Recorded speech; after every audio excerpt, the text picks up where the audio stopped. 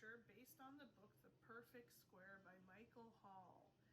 Now, I love this book because the square thinks he's happy being a square, but then he tries new things and he ends up loving it. So what we're gonna do today is we're gonna take a square piece of paper and turn it into something new.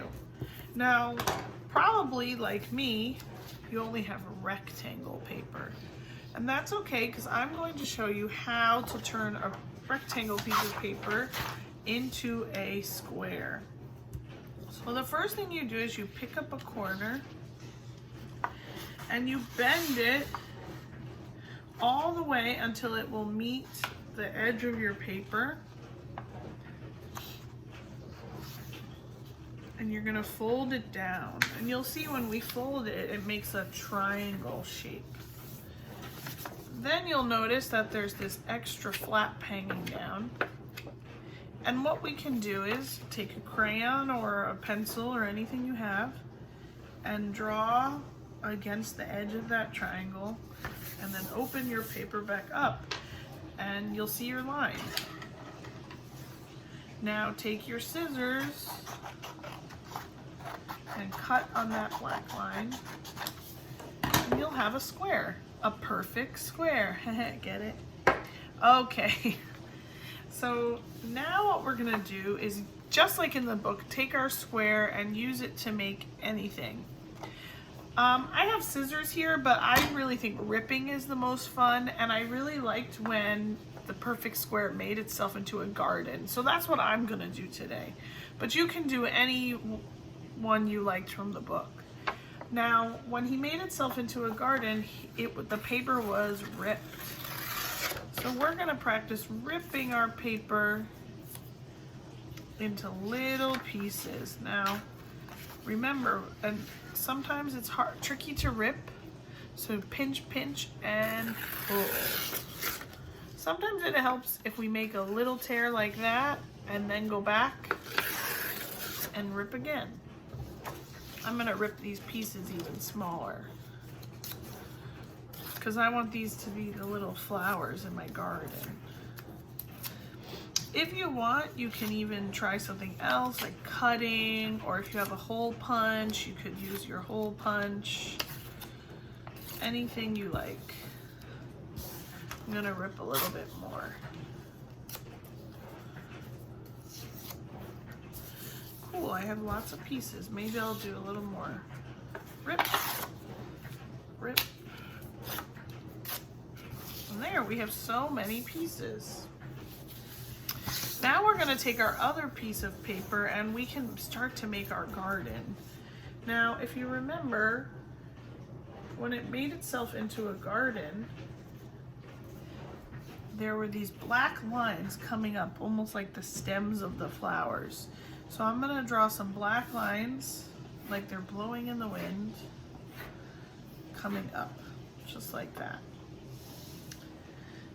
Then I'm gonna take my glue and I'm gonna add little dots of glue and put some of my pieces on to make it look like a garden. These could be the flowers or the leaves. Could be really anything we want it to be. And we're gonna make sure we glue along these lines. So take your glue, find a black line, put some glue on, and add your paper.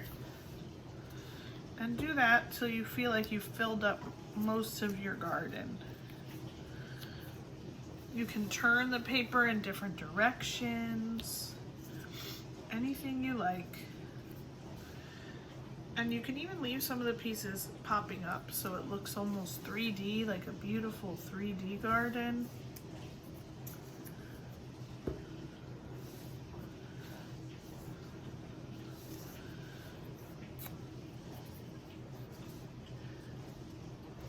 Just keep gluing till you think it looks perfect, or until you are happy with it.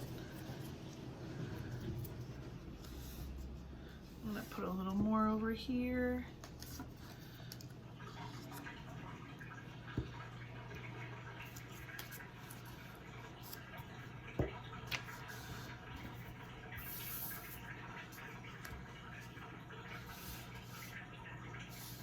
Maybe a little more here.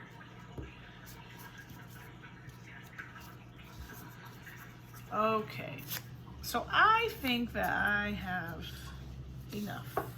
Do you like my garden? And now you can go ahead with your crayons and add anything extra you might want to use. Add. So maybe you want to add a sun in your garden. So how do we draw a sun? Remember, it's a circle. I'm gonna color it in yellow. Actually, I'm gonna make this sun orange.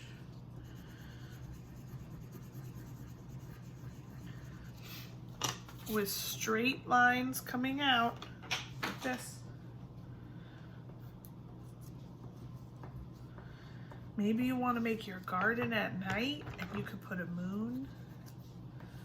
Anything you want. I'm going to add a little yellow too, why not?